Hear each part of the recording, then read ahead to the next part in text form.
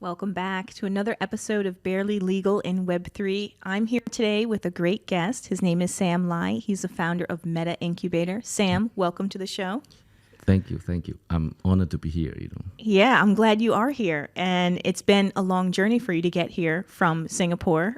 No, actually, I'm from Hong Kong. So, but you spend time in Singapore too. Okay, awesome. So from that part of the world, because we share that because I spent about 7 years in Singapore and I spent some time in China. Yeah. I've never lived in Hong Kong though. But where in China?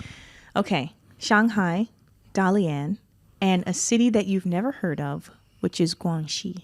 Guangxi, because You have? my hometown is next to between Guangdong and Guangxi, Really? Yeah. So, hey, Guys, it's really okay, part, but do you know Qinzhou? Quanzhou, I don't know. Okay, all right, that's a little bit too village for you. Okay. Yeah, but it's amazing. You went there, Yeah. It's a different part of China. So. Different part of China. So we've both traveled. I mean, I think this whole from Asia to the Middle East now, I think that's a pretty interesting trend. It tell you something. I'm from Hong Kong, you're from Singapore, now we talk in Dubai. So what brought you? I guess we'll start with that. What brought you from Hong Kong to Dubai? Because you were looking for crazy story, right? Yeah, I want the crazy story. Can I start crazy story? I actually come here for a birthday party. Wait. Just really true. I told everybody it's the same story. It's a birthday party. Because the long story is I was actually working in Beijing before the pandemic. Okay. In a family business. It's like exhibition and like auto park trading. Okay. And then during the pandemic, I actually stay in Hong Kong because I have an apartment there. And then because during the pandemic, we have nothing to do. Right. So I was just keep drinking and dining with my friends. So we kind of like have a 10 a.m. breakfast, like with Japanese breakfast, like sushi and sashimi. And then we start drinking sake for like 5-6 hours. Okay, that'll do you in. Yeah. But then actually what I found out is my friend actually who I met in Beijing, he's actually in the crypto business for a long time. Because I'm one of the really old person. I actually from the internet. I'm like from year 2000. You're from Prodigy and AOL. Just say it. Just with throw it out there. Me too. Dial up. Like this, that kind of thing. Get off the phone. I'm on the internet. Yeah. So and then when we talking, my dining, and then I also another friend also in crypto, and then we kind of have a bunch of crypto person like drinking and talking all the time. That's how I kind of like start learning about crypto. Because before that I thought, I don't even know what it is. About blockchain, Bitcoin, Ethereum. I don't know if this is real, right? Right. Because we are from the old technology background, then we are proud of our old heritage. But then I learned actually there may be something very interesting in here. Yeah. So and then after the pandemic, I think at the end of 2020, so my business partner, she actually was planning to move to Paris. Because I was in Hong Kong for 2 years, like that's too crazy. Yeah. Before the pandemic, I think you and I the same thing, right? Yeah. We pretty much never spend longer than 1 week or 2 weeks in any single city. Yes. And then we just rotating around the it. world. So yeah. So but even right now we still cannot get back to that kind of schedule. But No. let's see like next year can we do it. And then suddenly she just call me up. Hey Sam, I'm in Dubai, come for my birthday party. Okay, then say, yes, okay, sure, we'll come to Dubai for your birthday party. But then thinks, what we can do in Dubai? Can I check it out or do something else? Yeah, let's do a metaverse incubator. What? Because why metaverse? Because metaverse going to be the popular word in the next few years. And then I come here. We have a crazy birthday party. And then I'm the one that try to build a MetaIncubator in here. Because I do have a lot of experience working for startup. For like over 10 years. That's why my business partner found me to do that.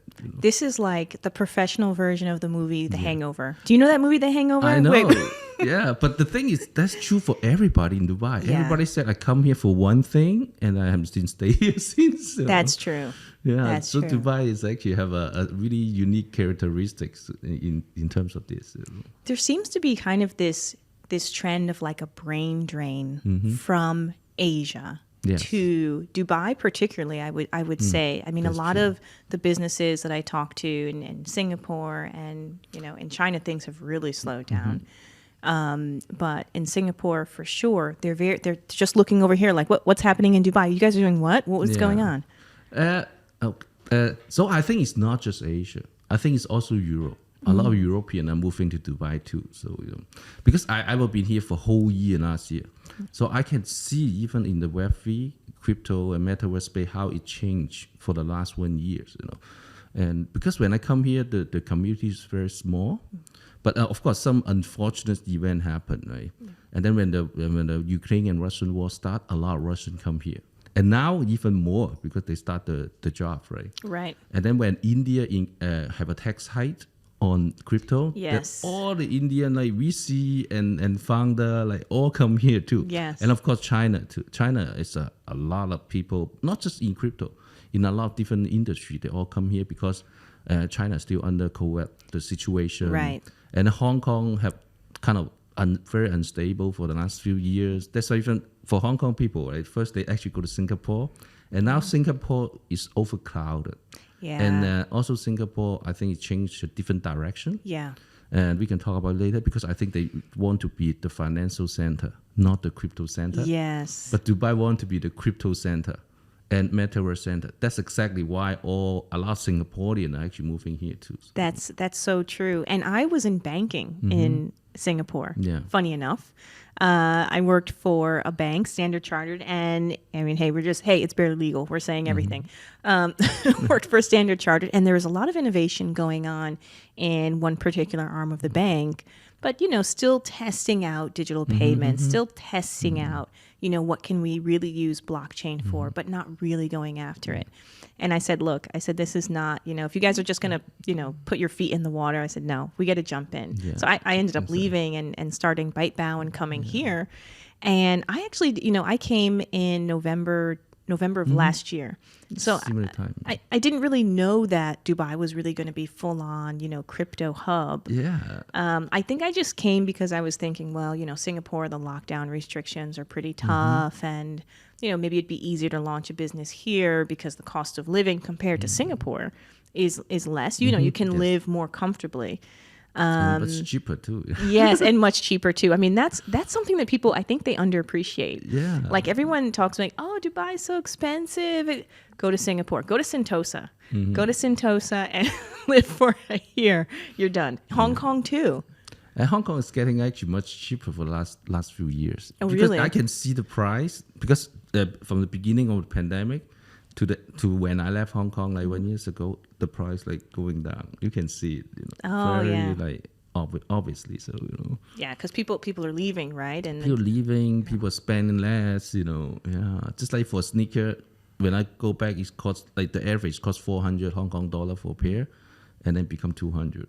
oh, I may need to take a trip to Hong Kong. Yeah, because before they were having the big margin, right? Because at that time, Hong Kong, the rent is very expensive. Yep. But since the pandemic, like I think a lot of people like stop paying rent, Oh, or yeah. the landlord actually reduced the rent a lot. But Hong Kong landlord are very rich, so don't worry about that. Yeah, So- they don't really care. Didn't they just recently open up, or they reduced the 3-day quarantine? No, that's no more quarantine. So you actually only have 3 day at home observation.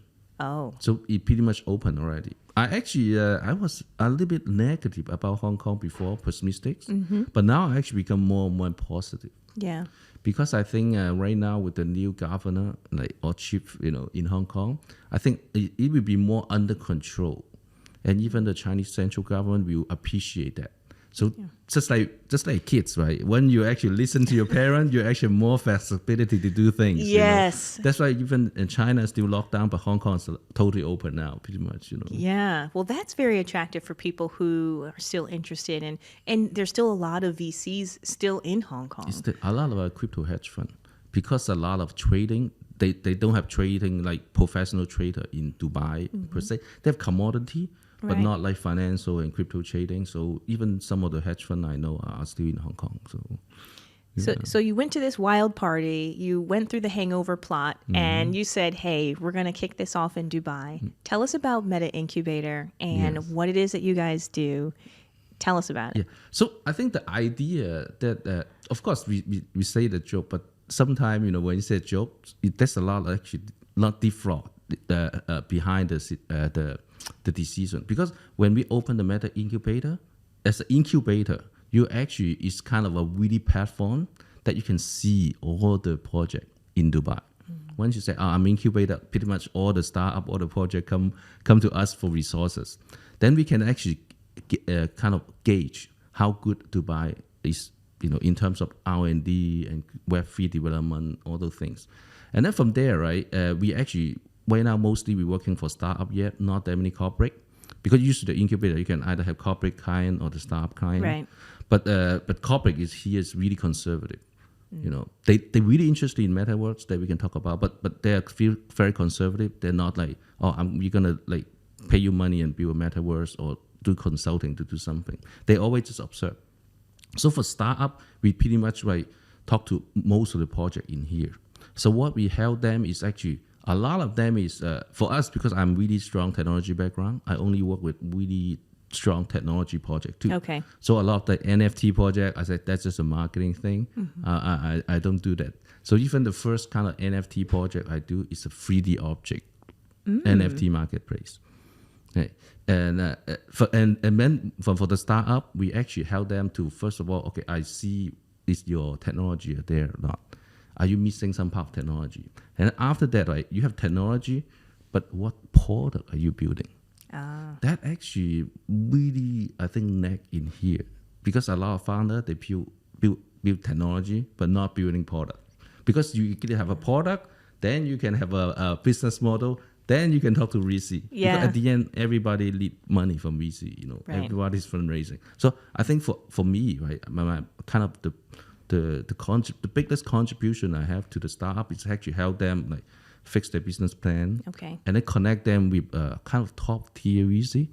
Because in here, even the VC industry is very local. They have local Middle Eastern VC now because in India, the situation in India, also a lot of Indian VC in here, but there's no tier one VC like A16C, Sequoia in here.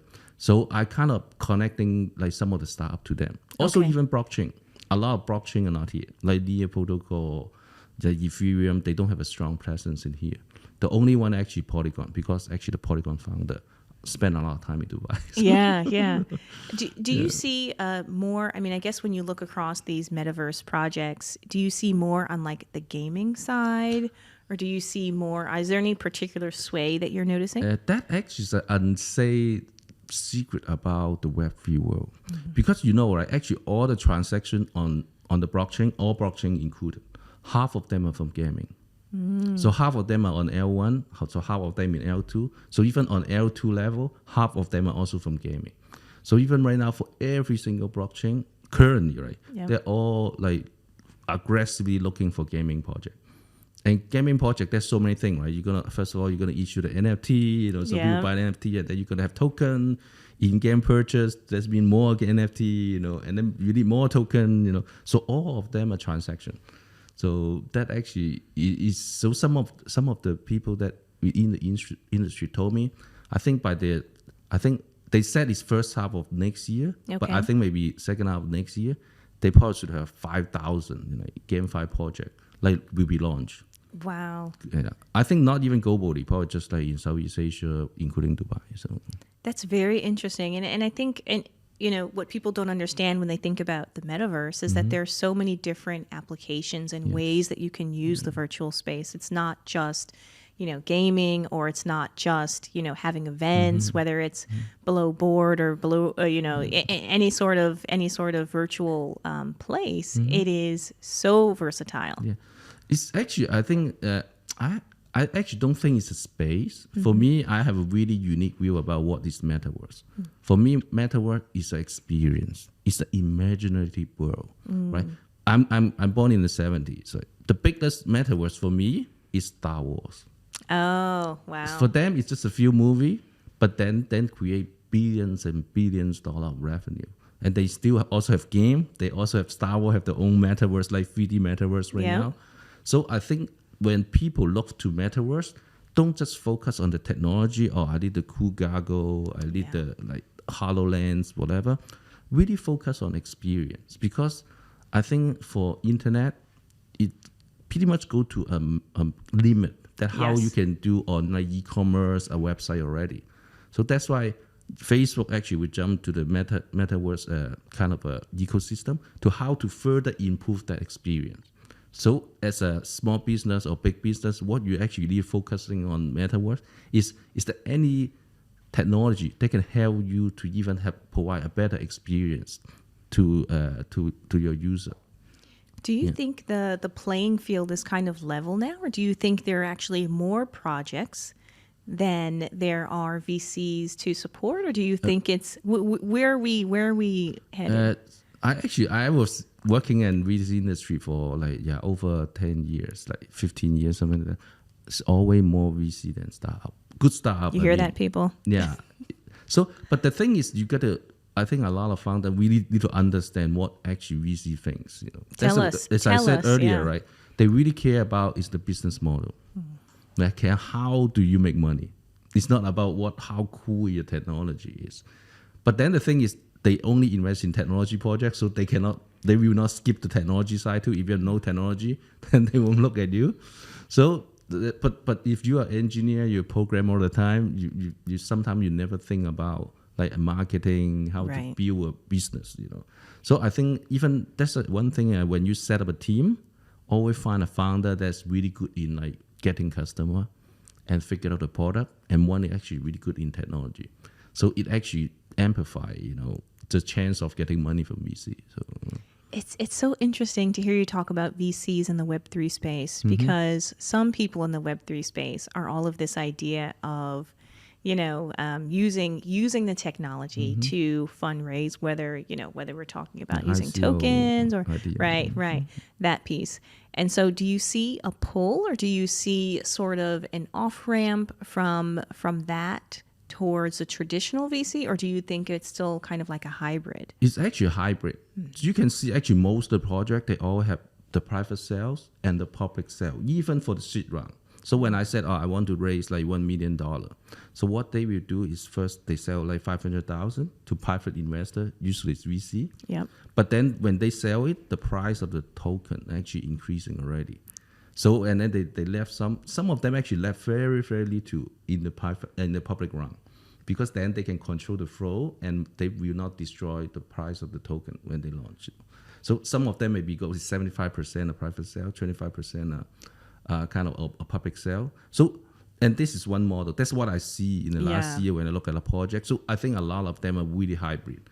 For only a very few projects like a DAO that they really go all the way to like go to people directly, but still most of them are still VC money. Yeah, and that's so interesting, because you always hear this sort of discord of the NFT holders or the token holders having this power struggle with the VCs, or being like, hey, or particularly in the DAO sense, I'll say, in the DAO sense, where you have your voting rights and there's this whole idea of governance, and there's a fear of dilution in control. Do you see that much? I actually don't see that much. For me, of course, they always have concentration to people who have more money. They can always buy more token. But then the only question is your incentive aligned with the VC? Because when you in a kind of a corporate entity, usually everybody just want the price to go up. Nobody like explicitly want to like make kind of destroy the party. Right. So everybody want to keep the party going too. So so even as an individual investor, I think don't need to worry too much, and always just go back to the basics. Focus on invest in good project, because usually the best situation come out is in a bad project that people like the Palm and one, right? Just the rock pool. They just create a kind of a fixed project and pump it to price and then sell it to retail investor. But I think those of them will actually be gone. Yeah, because people are getting much smarter than you thought. So, I was going to ask you, like, what do you think are like 2 or 3 things that if someone has in their project, you'd be like, take it out, throw it out. We don't, it's not trending anymore. People aren't interested in having this. It's not going to generate revenue, or it's looked at as gimmicky. Are there anything that kind of pops into your mind that's a total turn off when you see it in a business plan? I don't think it's the turn. I actually don't think it's kind of like take it off. I think sometimes when I talk to project right now, I think the question I really like he just like really kind of not really had an upset to hear is they talk about the tokenomics. Oh yeah, the tokenomics. Yeah. Because at the end, the tokenomics doesn't matter if you have a good product. So one example is everybody said, oh, the 𝗟𝗏𝗏𝗀 like project that actually is from Singapore founder, right? They said, oh yeah, the tokenomics so bad, it's not sustainable. But people still don't know it. They're still making like $20 million each month or each quarter. I think maybe quarter, just selling the NFT sneaker, even currently. So how do you say that actually not a sustainable like project? Because it really because they're actually really smart. Because just like, okay, which company in the whole world, right, make even more money that target the same like customer group? The same customers. Yeah, compared to 𝗟𝗏𝗏𝗏. I guess Apple in some ways, but No, it's Nike. oh really? Oh yeah. Yep. So if you have to actually read the book, the shoe dogs. Yeah. Yep. So even the founder, Philip Lai, said, oh, when he was young, if you go out and running, people think you're crazy. Because at that time, all the people are still working on the field. Yep. It's like, oh, I'm farming on the land, so why you like have so much energy? Right? You should be dying already. But he's a professional runner, right? So you're running around, and the people say, why are you running? But then he can tell, right? The trend totally changed, a mega trend. So at that time, I think 60 and 70, then exercise and start like taking off. People actually, because we urbanize, we exercise, we actually like have physical labor less, so we need exercise. That's how kind of like you created.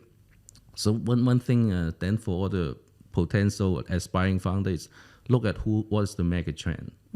So that actually really important, you know. Just like in Chinese, right? I think even Alibaba, like founder Jack Ma said, when you are in front of the wind, like when the wind are blowing you on the right direction, so like when you have a tailwind, headwind, tailwind, even a pig can fly. You know? So make sure where's the tailwind is, you know, find out where's the tailwind. So. But and Web3 and metaverse is the huge tailwind. So. Yeah. And in Dubai, I mean, what was it? Yesterday there was the Metaverse Assembly. Yes. Right, and you see so much support from the government and sort of making sure that the foundations are right. And they talked a lot about privacy. They talked about cybersecurity. They talked about sustainability. They really went in and talked about using the technology in a way to benefit society. And I think that's something that haven't really, I mean, the U.S. is still trying to figure out how Facebook is working with the ads and the disinformation. They're really not yet at understanding metaverse. So I think that's something very different. Yeah, I think so, because that's actually why I come here too. At least the reason why I stay, because the leadership in here is they're very, very visionary, but they also it's also kind of by force, right? Because they know the world is going to become try to be a more sustainable economy. So the oil industry may become smaller in the future. So they cut to change the business, the economic base, right? Yeah. So they are really actively looking to open to technology business. And then they're probably also open to everybody. Right. Just like even if you're in Europe, you are in US, they're still arguing, how many immigrants will take a year? Right. But nobody here in Dubai talk about it. Right. And even for the last year, that probably at least like 1 million people move in, something like that. But still, nobody say a thing, because that actually good for the economy. Yeah. Like the Russians are here, Chinese are here, Indian are here, and they are actually smart people too. Yep. They actually help work together, you know. And just like in the metaverse assembly, you can see people from around the world. That's actually very amazing. Unique. And the talent pool is improving too. So, and also the demographic in GCC, actually nobody talk about it, because 70% of people in here are under 30 years old. Really? Yes. All the Guess GCC I'm in country. the upper And the minority. thing is, so right now we are only seeing Dubai. Yeah. And Saudi Arabia, which is a much, much bigger market, are also opening. Yeah. Then there's a lot of potential in here. So, yeah. And for Hong Kong and China, we're aging like right. No I mean, tomorrow, it is very interesting because I'm a mom of 4, And when I was in Asia, people were like, "Oh my God, how are you going to feed yourself? It's just wrap it up, lady. You're done." But here, having 4 children is actually much more common, and you do see that there is a younger population, and not just with the local population, but with the expats that are coming in or the immigrants that are coming in are bringing children who are either very young or around 15 or so. So I think that's also contributing to this whole vision of people, bringing the new ideas in. Yeah. Also, I think the environment, because at the end, right? I'm single. I haven't kids, but I can guess, right? When people have a lot of kids, it means they feel comfortable. They really want to build a bigger family. Because Asia people don't want to have kids because they have so much pressure. The housing prices are so expensive. Yeah. Some of my friends are still living with their parents, right? Yeah, I know. When they're 40 and 50, so But in here, there's a lot of space. They build a lot of houses, and people are happy that their job in here and industry improving. So it's a good place to have a family here. Yeah. And that's what you never see about Dubai. Isn't that very interesting? Yeah. Like there on the travel and hospitality side, you may see commercials with families at water parks, but for the most part, the luxury side of Dubai, people show singles, right? People out, having drinks, being at restaurants. Sure, that's totally fine. But there's this huge population that's raising families as well. Yeah. No, it's actually exactly remind me when I was young. Just like when I was young, when we go to a restaurant, it's all children, all the children running around, they just non-stop. But when I went to go to 𝗟𝗶𝗸𝗲 for a Pakistani restaurant, then I see the exact same thing. Yeah. And then I that's why for some people they think, oh, those people are so uneducated, blah, blah, blah, blah. But I remember where I come from.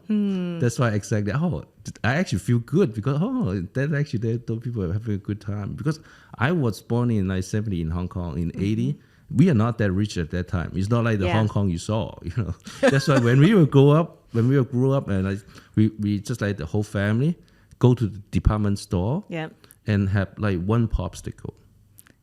Because the department store have actually AC, so we go there, enjoy the AC to walk around, and all we can afford is one popsicle. But we are little kids, Right. So you were happy with that, right? Happy with that. It was fun, right? So right now people complain so much, all the young people in Hong Kong, so I don't understand. But I see the exact same energy in here. Yeah. So you think about, Hong Kong is the 80, and Dubai in the 2020.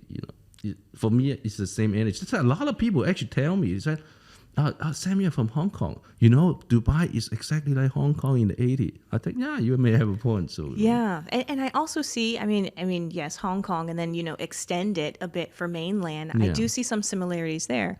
So I started teaching English in China in 2000. I'm just gonna throw it out there. Hey, and I remember at the time it was such a freeing experience. Like the whole experience was, just going where you want to go. Everything was very safe. Yeah.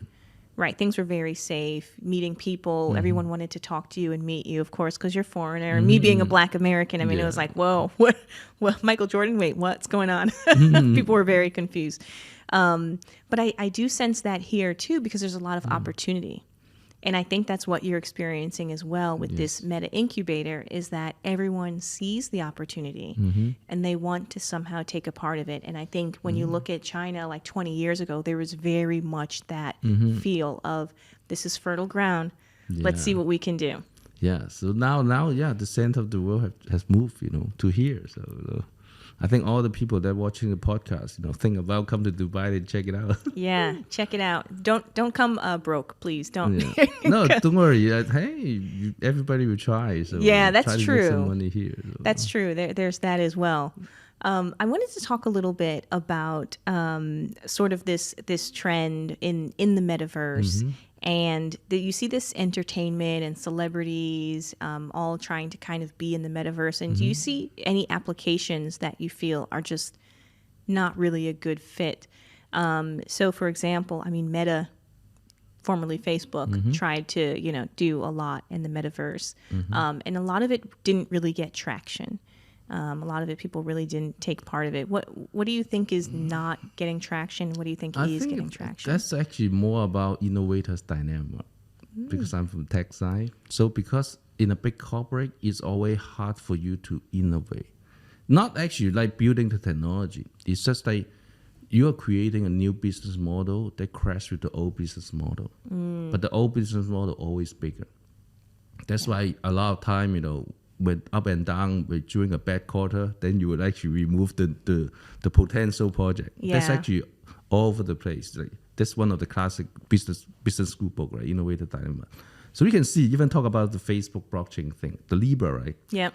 So, okay, for after billions of dollars invested, they lay off all the people. So now, all the Libra people come out, start Aptos and seize those blockchain, and they raise hundreds, billions of dollars. Yeah, yeah. And then, hey, potentially, they may be a successful project right now. So I actually don't think they intentionally make it misfire, because sometimes when you become too big, you become slow, and also you care about too many things you need to take care of. Yes. Rather than when you're just a startup, you really focus, and then you can really try to build good products, serve your customer. So I have a controversial thought about funding. Okay, this is, and it's kind of to your point about being too big too fast. I see some projects that are so focused on getting the funding that once they do, it almost destroys their focus. They're not able to really absorb that amount of resources and direct it in a meaningful way. That's kind of what I've seen. I mean, some are very successful. Obviously, they go on and continue to grow and build. But some you can actually visually see this misdirection and lack of focus. It's actually a lot of people don't talk about it. Because right now you talk about a lot of US projects, they're overfunded. Yeah.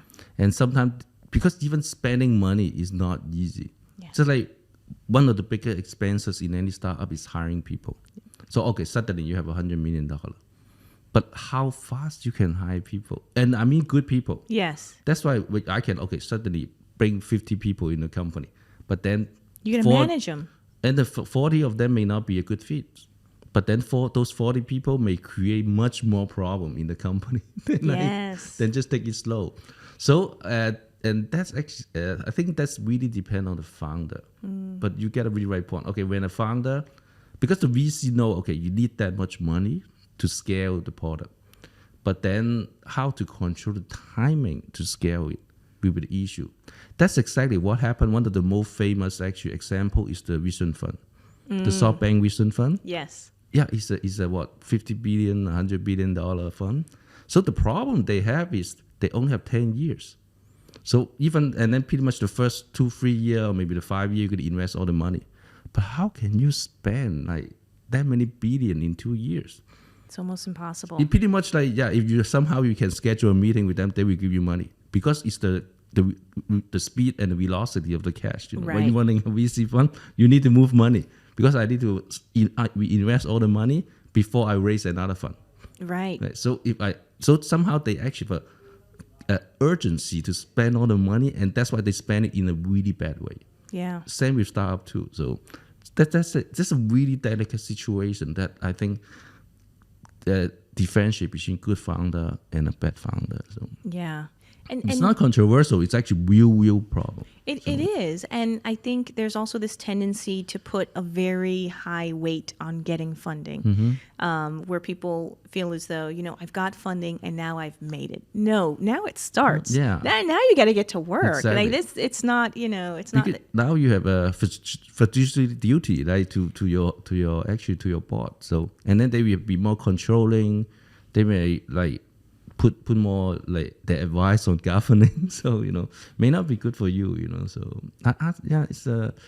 as a founder, I understand it, because everything is money. Because when you do pay your employee, you don't know where you get the money to pay them next month. It's a really a tough feeling. So, but then a lot of founders are also spending way too much time on talk to VC than customer.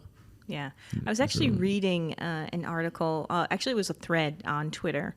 And the guy, he's actually in VC now, but he talks about how when he first started his own company, he went through, I believe it was 1,000 meetings. He had a spreadsheet. He went through 1,000 meetings to find the one, strategic Yes. investor for himself. And he talks about that process and how it was really challenging emotionally, but he was so dedicated and so committed to finding the funding that that's what he did. Yeah.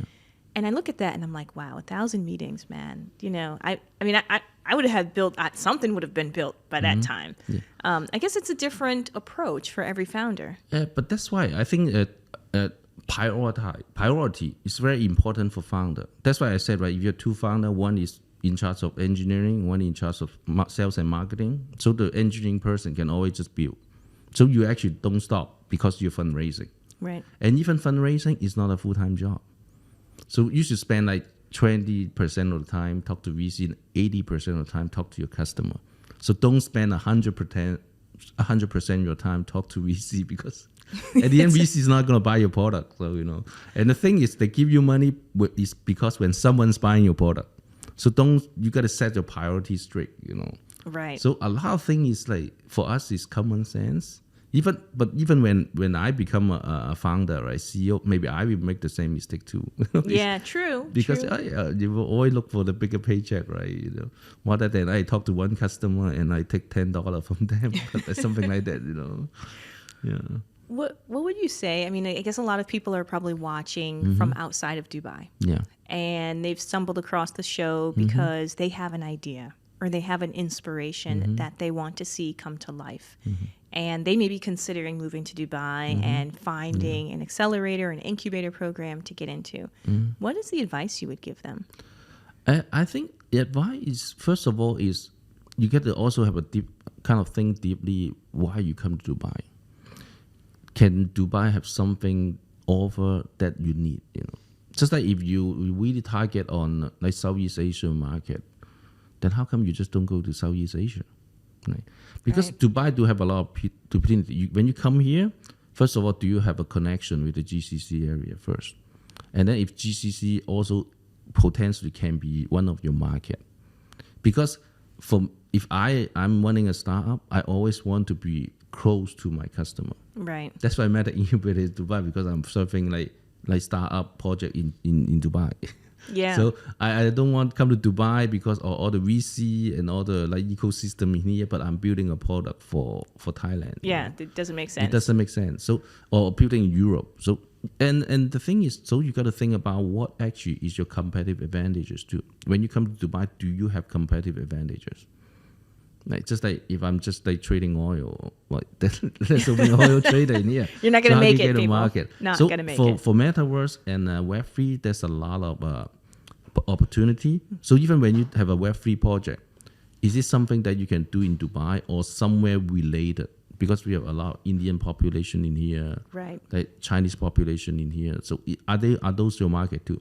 That's exactly, I think, one of the angles of you have talked to Pasa, right? Yeah. It's actually for migrant worker. That actually is perfect. It's perfect. Because if you go to Hong Kong probably too, because they have a lot of Filipino May, or Singapore too. But if you go to China, then like there's no May in there. So it's not your target. We're doing it ourselves, yeah. Yeah. So if you do a similar project in there, that would be actually very interesting. So I can see also art is also a big industry in here. That's why if you do NFT with art, it's also good. So and then insurance not that much because people not care about insurance. So I think you really need to study market. So I think my advice to all the startup founders: you come here, you talk to people, and talk to people about your business idea too.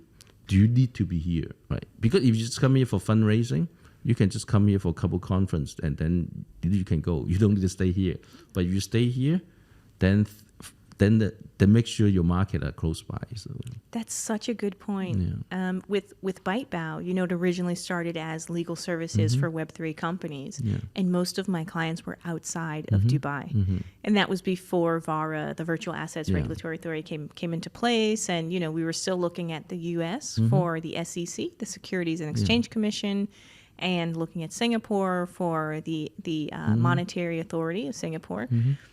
And then I started to say, like, why am I here, right? If everyone, but then, right, when the regulations came within Dubai, there was a lot of inbound work, people coming in saying, hey, I want to set up, I want to do something. And so I think that's a really good point. Also, that's actually mega trends. because people want diversification. They don't want to put all the money in US or all the money in China or more the money in Europe. And not too many people actually putting money in the Middle East. True. Actually, if you look at this, right? That's why when actually one of the most hot business actually right now is setting up a family office. Yes. So in the legal field, so that's why it's the mega trend. Sometimes they don't talk about it on TV, but only when you're there, you're talking to people, then you know, okay, yeah, actually, asset management would be a huge market in here. And look at even during the pandemic, right? All the oil company in here have so much cash because the oil is still like $85 a barrel. So they like the cash is in their pocket and they did put it somewhere. Right. So the asset management also is a huge market in here. So if you're doing Web3 on asset management, yeah, this actually would be a good place. That's huge. I've actually seen a couple of companies come through with ideas similar to that. It's managing, helping family offices manage their assets, helping them invest in crypto and NFTs. And because as we mentioned in a previous show, the education is not there. Yeah. So people have the funds and they want to do something, but they're not really sure what they should do and how they should do it. That's why your podcast actually one of the leader and pioneer to do that, to educate people to invest in crypto. Because even as I said, right, I even talked to all the family office or high net worth individual. You got to put 1% in crypto. That's it, you know. Yeah. Because just learn, get there. Because even for the last cycle, that 1% have like 100x, 1,000x. Yeah. And it's no risk. If I lost all of them, I just lost 1%. Exactly. So, you know, that actually very interesting. That's why they're curious. But then it still take a little bit time. Yeah, and people need to learn from a diverse set of speakers, right? And so they need to learn from people who are from Hong Kong, from the U.S., from India, and from Morocco, from other places who are doing something that's innovative. Yeah, because no, first of all, not just innovative. Even for asset management, I don't think it's never a big business in here. I think a lot of them just doing trade finance. Right. So it's totally different kind of animals, you know. So now it's happening. So. Interesting. It's amazing. It really is. Yeah. Sam, what would be, I guess, one thing that you want viewers to take away from this whole idea of starting a business in Web3 and then seeking help through an accelerator? I think, first of all, you start a business with Web3 is go back to what you want to build. Do you really need Web3 technology first, you know? And then sometimes it's even at the beginning, when you build your MVP, you don't need to be Web3. Because for me, I'm an OG in the industry, that's at the end, there's no Web3, Web2, Web4, Web5. It's about human happiness. Wow. Right? Can you build a business that make people happy? So then they will give you money. Then you're set. Yeah, then you're set. So and Web3 is a technology. It's a very disruptive technology. It's a lot of potential. Because you talk about Web2, then pretty much all the innovation can be done with technology is done. So right now with Web3, it's new technology. That's why a lot more new application can be developed. But still, to go back to the basic, with this kind of new technology, so not the other way around. Not I want to start a Web3 company, so that's why I do a startup. So you do a startup, you understand who are your customer, how you can solve their problem. Everybody still have problem, right? Yeah. But can Web3 technology, most likely, when you what kind of technology can help them, most likely it's Web3 technology. That's actually the other way around. And from there, then you know what you try to build, and to work with an incubator, accelerator, to give you the right resources. Because every team need differently too, you know. Right. So some accelerator are really like structural, some are not structural, just like MetaIncubator are really not structural. Because we take a diverse group of startup. So some of them just have cohorts, like 20 company, whatever, but we don't do that. So it depends how you did. And also is at the end also talk to a lot of different accelerator too. It's kind of like picking a business school. So I actually graduated from 𝗟𝗶𝗀𝗲𝗄 Business School. Right? Oh. So even as an alumni, then I actually go back to the info section, you know, to talk to the potential like student, right? So and you don't recognize it at the beginning, but after talk to a while, hey Sam, you know, 𝗟𝗶𝗀𝗲 is very different because everybody is so nice. when I go to like I don't want to name other top school, they say, oh yeah, there's only like couple alumni show up. But for Fuqua, like, dude, usually like 10, 20 people, and they can talk to anybody. They're so helpful. It's a much friendly environment. Yeah, because I think Fuqua is really built for a teamwork like base. That's why even Tim Cook actually interviewed candidate for us. Like, even Melinda Gay is like, actually, nobody know about it, but they do. So that's why I think even the incubator or accelerator, they have different like personality to pick the one that is right for you. And there's a lot, there's a lot of them out there. And then go back to the thing, right? It's not about fundraising. It's about building. So don't think accelerator can help you or funding. They can. But then at the end, it's not the basics. The basics, how to find the product market fit, is really depend on you. Wow. Because an accelerator is try to help founder do everything else, like in like HR, like marketing, automation on the process, all those things, but not finding the product market fit.